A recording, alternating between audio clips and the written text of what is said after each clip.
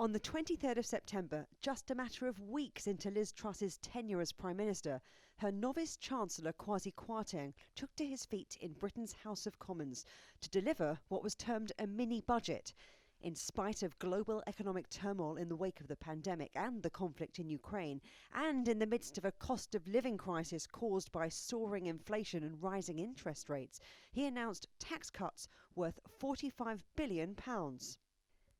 By Monday the 26th, the pound had dropped to a record low against the dollar, and soon after that, 5-year government UK bonds saw their largest increase in a single day as traders sold off UK assets. Economic experts warned that the largest tax cuts in 50 years could see a repeat of the 1976 sterling crisis, when the UK had to ask the International Monetary Fund for a bailout. That week, a poll showed the ruling Conservative Party's support had plummeted. Opposition Labour was shown holding a record 33-point lead. It was clear something had to be done, and the first U-turn was performed, Prime Minister Truss conceding that a plan to abolish the 45p tax rate would be abandoned.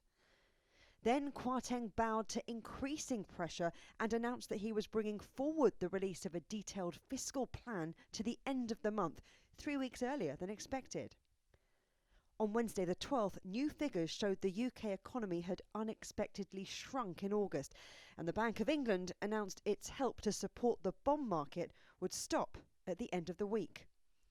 Kwarteng was in Washington to hear the IMF rebuke the UK over its tax cuts, saying the policies of the finance minister and central bank chief shouldn't be contradictory.